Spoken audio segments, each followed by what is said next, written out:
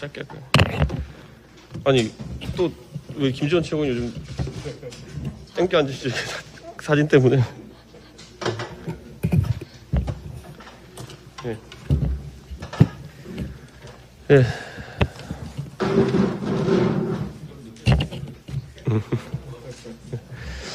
예, 내일이면 우리 당의 대선 후보가 결정됩니다. 최종 투표율은 65% 정도로 예상됩니다. 예, 탄수화물을 안 끊어도 될 것 같은 그런 예감이 듭니다.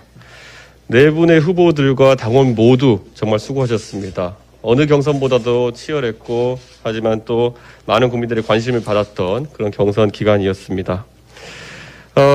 이제 선거 후가 더 중요합니다.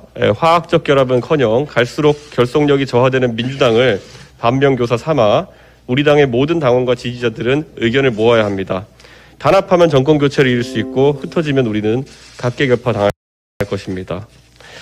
어제 제가 언론과 인터뷰에서 거강꾼들을 경계한다라는 발언을 했습니다.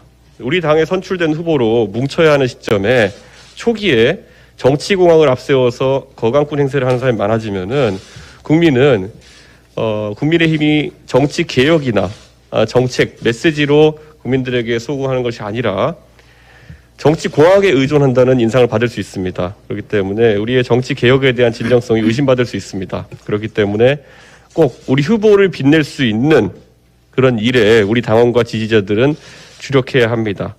타 당이나 후보와의 교섭은 후보와 지도부가 오롯이 담당하는 영역이고 여러 명의 거강꾼이 나선다고 해서 그런 교섭이 잘 진행되는 경우도 드뭅니다.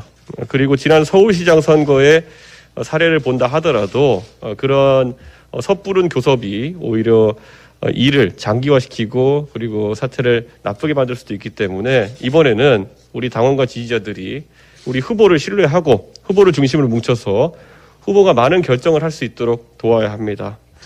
그리고 그 후보도 민주당과의 그 민주당을 반면교사 삼아서 이재명 후보 같이 돌출된 행동을 하면서 당의 정책과 당무와 정책을 파악할 수 있도록 저희가 최대한 협조해야 할 것입니다. 예.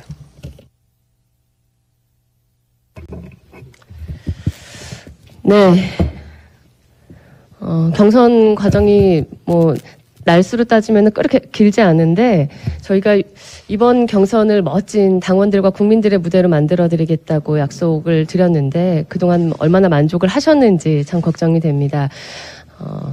토론도 참 많이 했고요. 후보들의 모습을 가장 많이 볼 수 있었던 전례 없는 대선 경선전이었다고 생각을 합니다. 많은 우리 국민과 당원들께서는 이미 정권 교체를 향한 뜨거운 마음으로 단합해 있다라고 믿고 있습니다. 내일 후보가 선출이 되면 그때부터 우리는 또 새로운 대한민국, 새로운 정치를 위해서 모두 한 마음으로 힘을 합쳐주실 거라고 깊이 신뢰하고 있습니다. 민생 얘기 하나 말씀드리면요. 최근 중국의 그 석탄, 그 다음에 요소 수출 제한 문제 때문에 뜬금없이 국내에 이른바 디젤 차량으로 운전하는 화물차 운전기사분들이나 산업 또 농업 각 분야에 있는 우리 국민들이 많은 고통을 겪고 있습니다. 당장 차량을 운행할 수 없어서 오늘 보도된 뉴스들에는 심지어 긴급할 때 출동해야 하는 소방차마저 운행할 수 없게 되는 비상 상황이라는 그런 보도들이 이어지고 있는데요. 이런 심각한 민생의 고난의 지경에 그제 참 대통령 의전비서관이시죠. 탁현민 의전비서관께서 이 현실 인식을 참 못하는 이 청와대의 단면을 보여주는 발언을 하셔서 기가 차다 이런 말씀을 한마디 드리겠습니다. 해외 유럽 순방을 하고 계시죠, 대통령께서. 이 유럽 순방 중에 아침부터 저녁까지 빽빽한 일정 때문에 이렇게까지 해야만 할까 발에서 피가 났다라며 그 일정을 생색내는 글을 버젓이 올렸는데요. 대한민국 국민들 지금 대통령이 하루 소화하신 일정만큼이 아니라 그 2배로 정말 발에서 피가 나는 게 아니라 피눈물이 나도록 뛰고 있습니다. 이 코로나 위기 시국에서 얼마나 많은 국민들이 이 위기에 생존을 해보려고 근근히 버텨보려고 노력들을 하시는데 이런 천진난만한 말씀을 하시는지 정말 청와대 안에 마리 앙뚜아네트가 아닌가 하는 그런 한탄을 할 수밖에 없는 상황입니다. 지금 종전선언에 목을 매면서 유럽 전역을 순방하고 있으시다는데요. 국민들께서 어떤 생계의 곤란과 가족의 파괴 그런 공포에 짓눌려 있으신지 빨리 인식하시고 국내에 들어오셔서 중국과의 관계 또 외교적으로 이런 경제 유탄 맞는 일 없도록 대통령께서 조속한 조치를 먼저 하셔야 될 것 같습니다.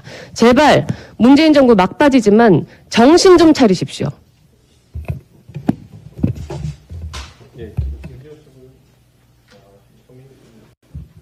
네, 오늘은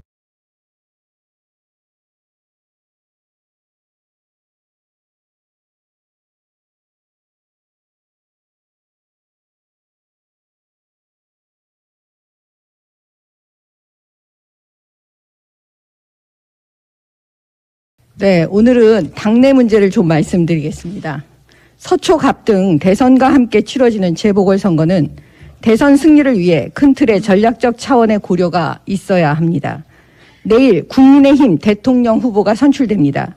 재보궐선거 지역의 조직위원장 인선에 있어서는 내일 선출되는 국민의힘 대통령 후보의 의견을 배제한 채 졸속으로 결정해서는 안 됩니다. 대선 후보와 당대표가 협의해서 국민의힘이 정권을 찾아오는 데 도움이 되는 방향으로 조직위원장 인선이 이루어져야 합니다. 물론 그 방법과 방향은 국민과 당원 여러분들의 지지를 받는 명분이 있어야 하고 원칙이 지켜져야 합니다. 김기현 원내대표의 비서실장이 현재 맡고 있는 인천의 조직위원장 자리를 팽개치고 서초갑 조직위원장에 지원하는 것은 명분 없는 행위로 특정인을 제외하고는 그 누구도 받아들이기 힘든 비상식적인 행동입니다. 일각에서는 확인되지 않은 여러 이야기들이 나오고 있습니다. 또한 국민의힘의 공천을 받아 서울에서 유일한 구청장인 서초구청장을 맡고 있는 분이 사표를 내고 조직위원장 공모에 참여하는 것도 명분과 원칙에 맞지 아니합니다. 그들이 왜 그러한 행동을 하겠습니까? 조직위원장 낙점이 이미 자기들에게 내정되어 있다고 판단하기 때문이 아닐까 생각합니다. 이러한 상태로는 조직위원장 인선 그 과정 자체가 공정하다는 판단을 받을 수 없습니다. 또한 대선 승리에 도움이 되겠습니까? 우선 갑자기 위원장이 사라진 그 인천 지역의 당원들과 주민들은 얼마나 황당하시겠습니까? 그분들께 뭐라고 말씀드려야 하겠습니까? 그리고 그 지역도 다시 조직위원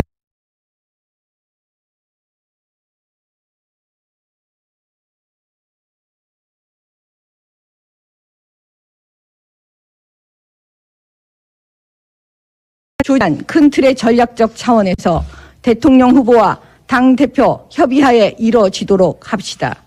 우리 국민의힘이 저들 민주당과 다른 점은 명분과 원칙을 지켜야 하고 지킬 수 있는 힘이 우리 안에 있기 때문입니다.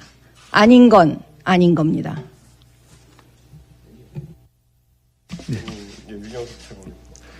네. 어제 광주광역시에서 열린 제92주년 학생 독립운동 기념식에 당대표님을 대신해서 광주, 호남 지역의 당직자들 함께 참석을 했습니다. 일제강점기에 3.1운동, 60만 세운동과 함께 3대 독립운동인 1929년 11월에 광주 학생의회와 전국적인 학생 독립운동에 참여하셨던 애국선열들과 유족들에게 다시 한번 깊은 존경과 감사와 위로의 인사를 드립니다. 광주 현장에서 호남 인심이 크게 변화하고 있음을 깊이 실감할 수 있었습니다. 어제 발표된 한길리서치 여론조사에서도 호남권 국민의 37.9%가 국민의힘에 의한 정권교체를 지지한다는 결과가 나왔습니다. 실제 현장에서는 더 강하게 국민의힘에 의한 정권 교체와 지지를 느낄 수 있었습니다. 호남 지역 국민의힘 당원 숫자도 크게 증가하고 있습니다. 김현장 광주시당 위원장, 김화진 전남도당 위원장, 정운천 전북도당 위원장을 비롯한 호남 지역의 국민의힘 당직자들이 많은 노력으로 금년 2월 18일 2143명이었던 책임당원 숫자가 10월 29일에 16,709명으로 대폭 증가하였습니다. 호남 지역 당직자들의 노고에 깊은 감사를 드리며 정권 교체를 열망하는 호남 민심을 실현할 수 있도록 배전의 노력을 당부드립니다. 호남 지역 국민들께서 문재인 정부의 반민주, 반자유, 반법치, 무능력과 이재명 후보와 민주당의 부정부패, 내로남불에 크게 실망하고 계십니다. 오늘 이 시간에도 국민의힘 원내 지도부와 호남 지역 단체장들 간의 예산 협의가 진행되고 있습니다. 우리 국민의힘이 호남을 감동시키는 대통합의 정치로 진정한 정권 교체와 국민 화합을 이뤄내야 하겠습니다. 감사합니다.